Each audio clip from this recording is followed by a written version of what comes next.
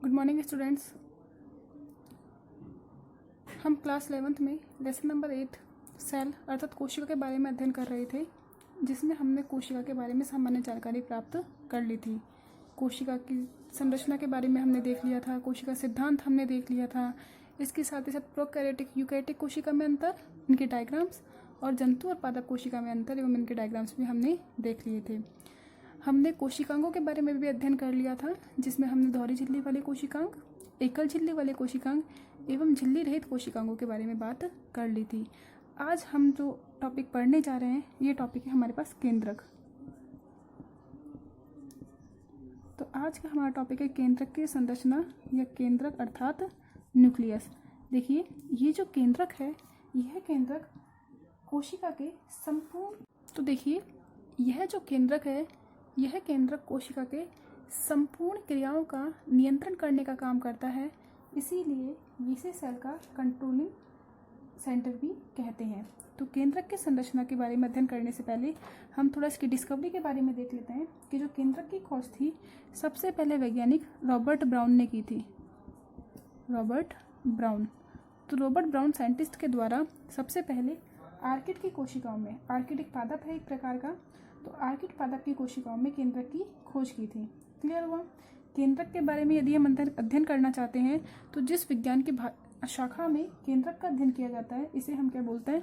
केंद्रक विज्ञान यानी कि कैरियोलॉजी। तो केंद्रक का अध्ययन क्या कहलाएगा? आपका कैरियोलॉजी कहलाता है। अब देखिए, यह जो केंद्रक है, यह केंद्रक प्रोकैरियोटिक कोशिका में भी उपस्थित होता है। इसी के साथ साथ यह जो केंद्रक है आपका यूकैरियोटिक कोशिका में भी उपस्थित होता है। तो केंद्रक प्रोकैरियोटिक एवं यूकैरियोटिक दोनों ही प्रकार की कोशिका में उपस्थित होता है, लेकिन प्रोकैरियोटिक कोशिका में यह अल्प विकसित प्रकार का होता है, जबकि यूकैरियोटिक कोशिका में यह पूर्ण विकसित प्रकार का होता है। क्लियर हुआ? अब जो प्रोकैरियोटिक कोशिका केंद्रक है, इसे हम क्या बोल देंगे? प्राक केंद्रक या पूर्व केंद्रक। क्या कहा जाता है इसे? प्राक केंद्रक या पूर्व केंद्रक। अब जो हम संरचना का अध्ययन करेंगे केंद्रक की संरचना का, वो किस प्रकार का केंद्रक है? आपका पूर्ण विकसित केंद्रक है, अर्थात यूकैरियोटिक कोशिका केंद्रक वो होता है। अब देखिए, सामान्यतः कोशिका, यदि हम केंद्रक की संख्या के बारे में बात करें, अगर हम केंद्रक की संख्या के बारे में बात करें तो मेनली देखिए, कोशिका में एक केंद्रक होता है। जनरली कोशिका में, सामान्यतः कोशिकाओं में एक कोशिका में एक केंद्रक पाया जाता है। तो देखिए, प्राय एक कोशिका में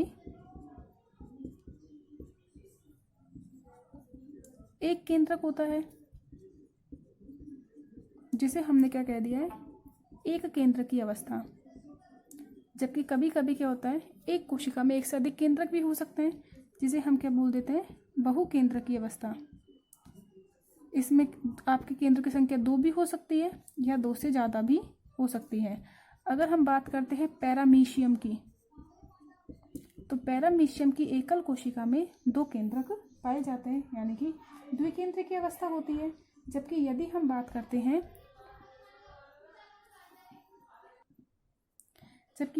करते हैं नारियल पानी, कोकोनट की, तो यहाँ पे आपके पास बहुकेंद्रक की अवस्था पाई जाती है।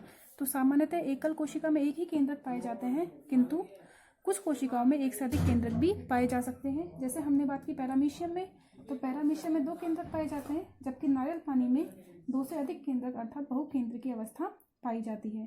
क्लियर हो गया? इसके अलावा कुछ कोशिकाएं ऐसी होती है जो कि आपकी केंद्रक रहित कोशिकाएं पाई जाती है। केंद्रक रहित कोशिका से क्या मतलब है आपका? कि इन कोशिकाओं में केंद्रक उपस्थित नहीं होता है।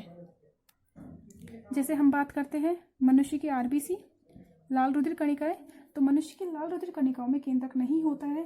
इसी के साथ साथ पादपों की यदि हम बात करते हैं, तो पादपों के संवहनी ऊतक होते हैं। संवहन ऊतक में कौन से? जाइलम और फ्लोएम। इस जाइलम और फ्लोएम में जो फ्लोएम है, इसकी चालनी कोशिका या इसकी चालनी नलिका। तो देखिए, मनुष्य की आरबीसी में और पादपों में अगर हम बात करते हैं, संवहन ऊतक की चालनी नलिका या चालनी कोशिका में केंद्रक नहीं पाए जाते हैं। क्लियर हुआ? तो देखिए, केंद्रक उपस्थित हो भी सकते हैं और केंद्रक उपस्थित नहीं भी हो सकते हैं। अब हम देखते हैं केंद्रक की संरचना। तो देखिए, जैसा कि हम बात कर चुके हैं, जंतु कोशिका में जो केंद्रक है वो मध्य में पाया जाता है, जबकि पादप कोशिका में केंद्रक कहाँ पाया जाता है? आपका किनारे पर। तो केंद्रक की संरचना में हमारे पास निम्न 4 संरचनाएं हो गई। सबसे पहले हमने कहा केंद्रक झिल्ली।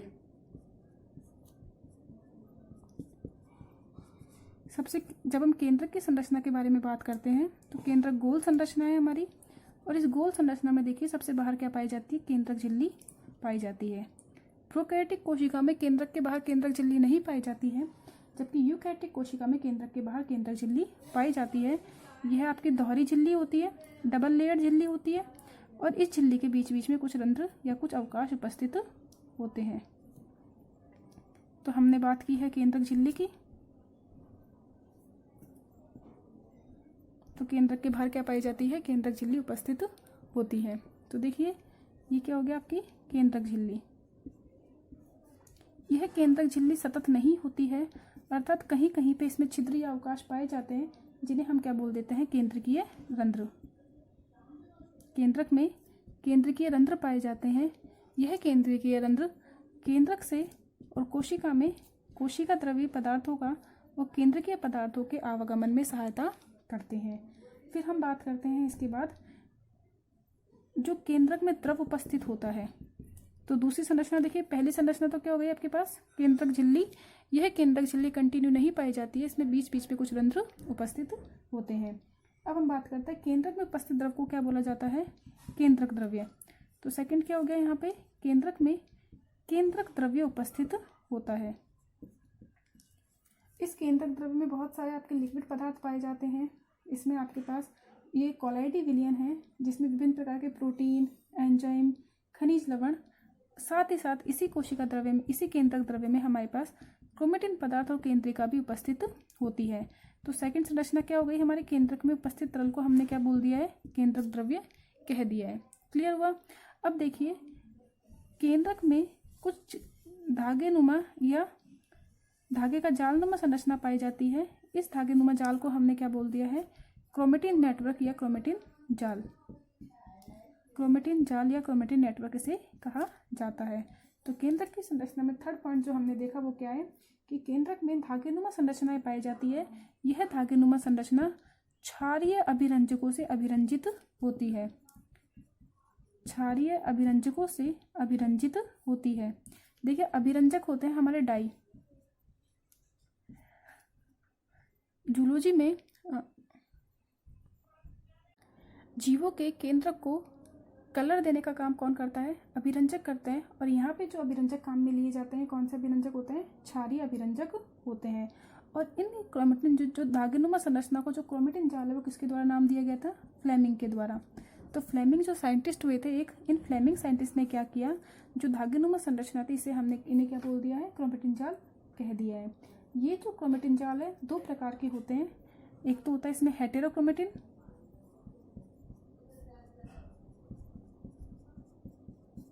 और दूसरी संरचना होती है इसमें यूक्रोमेटिन। तो हमने बात की केंद्रक के सबसे बाहर एक झिल्ली पाई जाती है जिसे केंद्रक झिल्ली कहा जाता है। कंटिन्यू नहीं होती है, इसमें कुछ रंध्र पाए जाते हैं जो कि पदार्थों के आवागमन में सहायता करते हैं।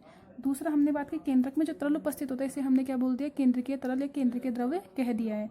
केंद्रक में उपस्थित धागेनुमा संरचना को क्रोमेटिन जाल या क्रोमेटिन नेटवर्क कहा जाता है। यही क्रोमेटिन जाल भविष्य में जाके किसका निर्माण करता है? गुणसूत्रों का निर्माण करता है। यह क्रोमेटिन जाल क्या बनाएगा? यह क्रोमेटिन जाल भविष्य में कोशिका विभाजन के समय गुणसूत्रों का निर्माण करता है। जब कोशिका अपनी अंतरावस्था में